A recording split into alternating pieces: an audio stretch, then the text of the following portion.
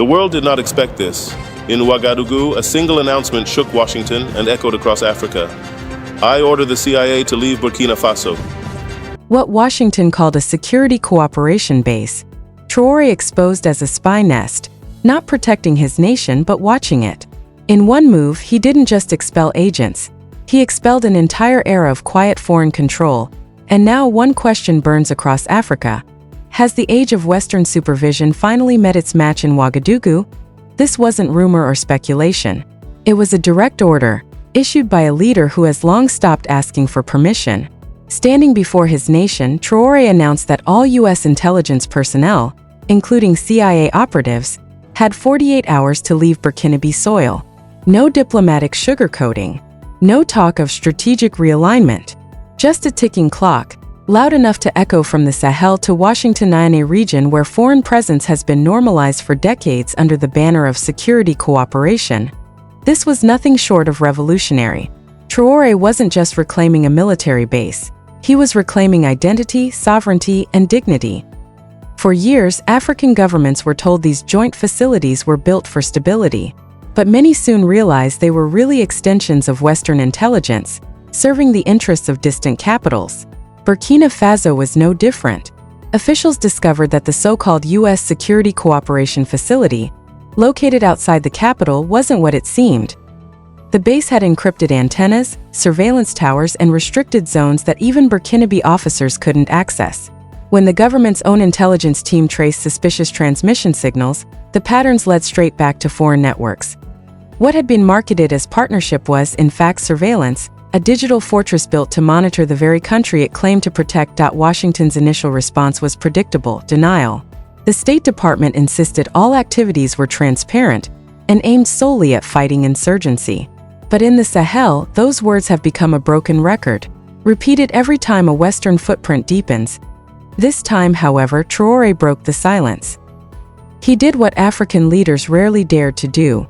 Act. His government didn't issue vague protests. They issued names, coordinates, and departure orders. Security forces were stationed around the facility to prevent unauthorized data transfers. The message was clear. Burkina Faso is no longer anyone's observation post. This was more than an expulsion, it was a declaration. It arrived at a pivotal moment when the Sahel is redrawing its political map. Alongside Mali and Niger, Burkina Faso is part of the Alliance of Sahel States, a regional coalition rejecting Western dominance.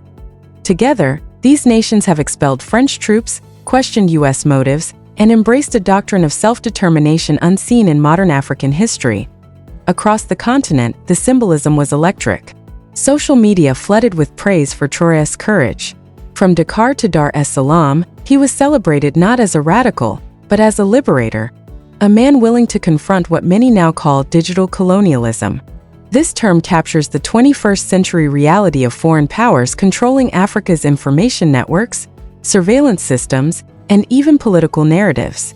It's the new frontier of control, less about armies, more about algorithms. For Traoré, this was personal. His government has survived multiple assassination attempts, several linked to intelligence leaks from joint operations. Each leak exposed the fragility of sharing sensitive information with partners who had deeper allegiances elsewhere. When he spoke to his nation, his tone was calm but final. He warned of allies who guard our borders while spying on our hearts. It wasn't a speech of anger, but of awakening. Burkina Faso, he said, would rather fight alone than live under invisible supervision. The Western press was quick to call him reckless, even authoritarian. But to many Africans, he embodied something larger. A rebirth of defiance that echoes the legacy of leaders like Thomas Sankara, Patrice Lumumba, and Kwame Nkrumah.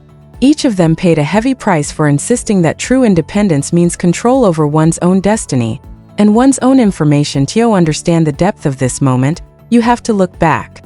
After Libya's fall in 2011, instability swept through Mali, Niger, and Burkina Faso. Western powers rushed in, offering training, funding, and intelligence sharing agreements.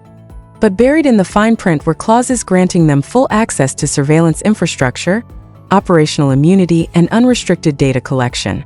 African militaries provided the territory, but not the control.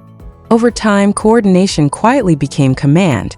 Local intelligence was being filtered, analyzed, and stored abroad before reaching domestic desks. The pipelines always led to Washington or Paris. It was a silent form of control, and one few dared to challenge. Until now, Traoré's government reviewed these agreements and discovered the shocking truth.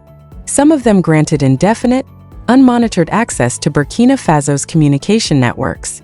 Foreign agents could legally intercept military frequencies, satellite channels, even government calls, all under the pretext of security cooperation. It was, in essence, colonialism reprogrammed for the digital age. No troops, no governors, just data dominance. And so, when Traoré gave his 48-hour order, it wasn't impulsive.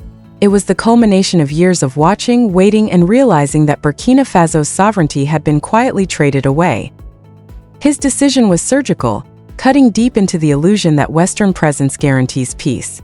Because the truth, as many African analysts now say, is that instability often becomes the excuse for foreign presence to persist. The pattern is viciously simple.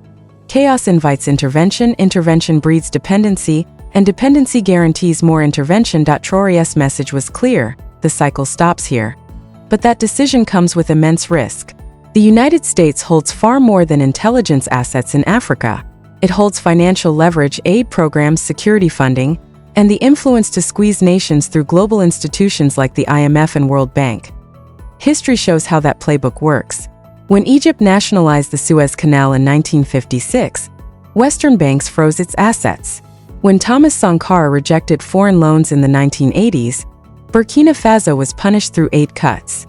When Zimbabwe pushed land reforms, its credit lines evaporated overnight. The tactics have evolved, but the intent remains: punish independence. Yet Traoré seems prepared.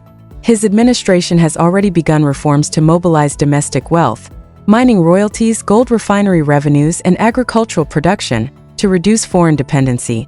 And crucially, he isn't alone. The alliance of Sahel states, Burkina Faso, Mali, and Niger, is becoming Africa's first experiment in collective sovereignty. They are merging defense, energy, and trade systems to rely on each other rather than the West. Every foreign exit strengthens their alliance. Every sanction pushes them closer together. Still, the geopolitical risks are immense. By removing U.S. intelligence, Traoré has effectively blinded one of Washington's key networks in the Sahel. The response might not be overt, but subtle retaliation is almost guaranteed. Expect disinformation campaigns, diplomatic isolation, and narratives framing Burkina Faso as unstable or extremist. Already, Western outlets are shifting tone, portraying Traoré not as a patriot, but as a dangerous populist. But in the hearts of millions of Africans, that only fuels his legend. Because in today's Africa, dignity resonates more deeply than diplomacy. The image of Traoré, young, fearless, speaking from conviction, has become a symbol of generational awakening, a reminder that Africa doesn't need validation to defend its sovereignty. Yet the road ahead is uncertain. Pride doesn't pay for imports, and defiance doesn't shield against sanctions. Traoré's greatest test will be transforming symbolic independence into sustainable autonomy. To do that, he's turning toward multipolar partnerships, strengthening ties with Russia, China, and Turkey.